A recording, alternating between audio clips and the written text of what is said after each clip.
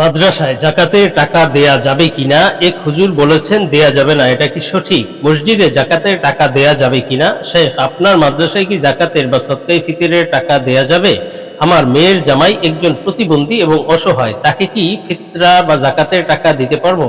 আসসালামু আলাইকুম ওয়া রাহমাতুল্লাহি ওয়া বারাকাতুহু। প্রিয় দর্শক, মনোযোগ সহকারে ভিডিওটি শেষ পর্যন্ত দেখুন, অন্যথায় কোনো মাসালায় ভুল বোঝার সম্ভাবনা থাকে। আর সরাসরি কোনো প্রশ্ন করতে বা লিখিত কোনো বিষয়ে সমাধান পেতে ফতোয়া বিভাগে স্ক্রিনে দেওয়া নাম্বারে ইমো অথবা হোয়াটসঅ্যাপে যোগাযোগ করবেন। তো আমরা মূল আলোচনায় চলে যাব। সম্মানিত নাজরিন, একটি জরুরি বিষয়, আমরা ঢাকার মিরপুরে শীঘ্রই একটি মাদ্রাসা প্রতিষ্ঠা করতে যাচ্ছি ইনশাআল্লাহ। মাদ্রাসার নাম জামিয়া ইসলামিয়া দারুল হাবিব। মাদ্রাসায় শিশু শ্রেণী থেকে নিয়ে নুরানি বিভাগ, নাজেরা ও হিফজ বিভাগ এবং কিতাব বিভাগ থাকবে ইনশাআল্লাহ, মহিলা ও পুরুষ শাখা। সুতরাং আপনার সন্তানকে ভর্তি করার জন্য যোগাযোগ করতে পারেন এবং দেশ ও প্রবাস থেকে কেউ দান, অনুদান ও সহযোগিতা করতে চাইলে স্ক্রিনে বিকাশ, রকেট, নগদ নাম্বার এবং ব্যাংক অ্যাকাউন্ট দেওয়া আছে, সহযোগিতা করতে পারেন। সর্বোপরি সবার কাছে দোয়া কামনা করছি। তো আমরা সরাসরি প্রশ্নের জবাবে চলে যাই। প্রশ্ন ছিল, আমার মেয়ের জামাই একজন প্রতিবন্ধী এবং অসহায়, তাকে কি জাকাতের বা ফিতরার টাকা দেয়া যাবে? দেখুন, আসলে মেয়েকে জাকাত বা সদকায়ে ফিতরের টাকা দেয়া যায় না, মেয়েকে, নিজের কন্যাকে দেয়া যায় না, কিন্তু মেয়ের জামাইকে দেয়া যায়।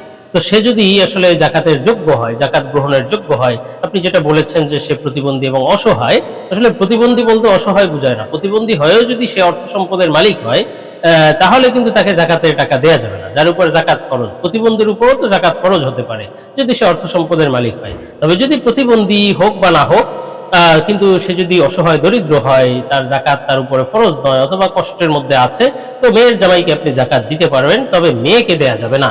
আমরা পরবর্তী প্রশ্নের জবাবে চলে যাই। প্রশ্ন ছিল, শেখ, আপনার মাদ্রাসায় কি জাকাতের টাকা বা সদকায়ে ফিতরের টাকা দেয়া যাবে?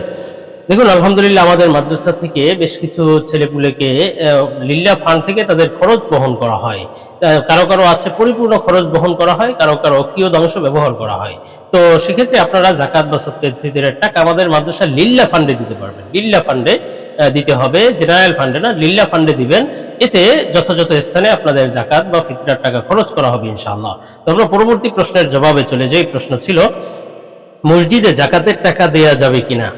দেখুন, মসজিদে জাকাতের টাকা দেয়া যাবে না, কেননা আসলে জাকাতের টাকা এটি গরিব অসহায়ের হক, বা গরিব ব্যক্তি, মিসকিন অথবা যারা অসহায় দরিদ্র, এদের হক, এদেরকে মালিক বানিয়ে দিতে হবে। এখন মসজিদ তো আর ওই কোনো ধরনের ব্যক্তি নয়, অথবা মসজিদ তো আর গরিব মানুষ নয়, গরিব ব্যক্তি নয়, অসহায় নয়। তো সেক্ষেত্রে আপনি মসজিদের ফান্ডে কোনো জাকাত ফিতরার টাকা দিতে পারবেন না।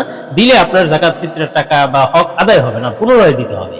এই জন্য মসজিদে জাকাতের টাকা বা সদকায়ে ফিতরের টাকা এগুলো দিতে পারবেন না, এগুলো গরিবকে দিতে হবে। তো সেক্ষেত্রে আপনারা নিজের আত্মীয় স্বজন যারা গরিব রয়েছে তাদেরকে দিতে পারেন, অথবা অন্যান্য যে সমস্ত গরিব রয়েছে, অসহায় রয়েছে, তাদেরকে দিতে পারেন, অথবা মাদ্রাসায় লিল্লাহ ফান্ডে দিয়ে দিবেন। এতে আপনাদের জাকাত বা সদকায়ে ফিতর আদায় হবে। তো আমরা পরবর্তী প্রশ্নের জবাবে চলে যাই। প্রশ্ন ছিল, মাদ্রাসায় জাকাতের টাকা দেয়া যাবে কিনা? এক হুজুর বলেছেন দেয়া যাবে না। সুন্নাহ শপিং আপনাদের জন্য নিয়ে এলো একটি ইসলামিক পণ্যের দারুণ প্যাকেজ। প্যাকেজে থাকবে উন্নত মানের টুপি, তাসবিহ, মিসওয়াক, আতর, সুরমা, মা বোনের জন্য হাতমোজা, পামোজা এবং নবীজির 1000 সুন্নাতের একটি পকেট বই। আর এসব কিছু পাবেন একটি আকর্ষণীয় গিফট বক্সের ভিতর। সুতরাং 8টি সুন্নতি জিনিসের এই প্যাকেজটি নিতে পারেন নিজের জন্য, পরিবারের জন্য বা প্রিয়জনকে গিফট করার জন্য। দাম মাত্র 390 টাকা। অর্ডার করতে স্ক্রিনে দেওয়া ইমো অথবা হোয়াটসঅ্যাপ নম্বরে যোগাযোগ করুন। দেখুন, ওই হুজুরের কথা একদিক থেকে সহি, এখন তিনি কিভাবে বলেছেন অথবা কিভাবে বলেননি সেটা আপনি ভালো বুঝেন। তো মূলত আসলে মাসআলা হলো, মাদ্রাসার জেনারেল ফান্ডে, যেটা জেনারেল ফান্ড আছে অথবা যেখান থেকে মাদ্রাসার বিভিন্ন উন্নয়ন কাজে খরচ করা হয়, উন্নয়ন কর্মকাণ্ড পরিচালনা করা হয়, এই সমস্ত ফান্ডে জাকাত ফিতরার টাকা দিতে পারবেন না, বরং লিল্লাহ ফান্ডে দিতে হবে। যেই ফান্ড থেকে গরিব অসহায়দের খরচ বহন করা হয়, ওই ফান্ডে দিতে পারবেন, সাধারণ ফান্ডে নয়। অথবা উন্নয়ন কর্মকাণ্ডের যে ফান্ডগুলো রয়েছে, আপনি জাকাতের টাকা দিয়ে মাদ্রাসায় একটা ভবন করে দিলেন, এতে কিন্তু জাকাত আদায় হবে না, বরং জাকাতের টাকা এটি গরিব অসহায়কে মালিক বানিয়ে দিতে হবে। অথবা এমন কোনো প্রতিষ্ঠানকে, যেমন মাদ্রাসার লিল্লাহ ফান্ডে দিয়ে দিবেন, ওই মাদ্রাসার কর্তৃপক্ষ মাদ্রাসার অসহায় দরিদ্রদের উপর সেই টাকাটা খরচ করবে। তো এটা জায়েজ হবে। সুতরাং মাদ্রাসার জেনারেল ফান্ডে বা মাদ্রাসার উন্নয়ন কাজে আপনি জাকাতের টাকা দিবেন না, লিল্লাহ ফান্ডে দিতে পারবেন।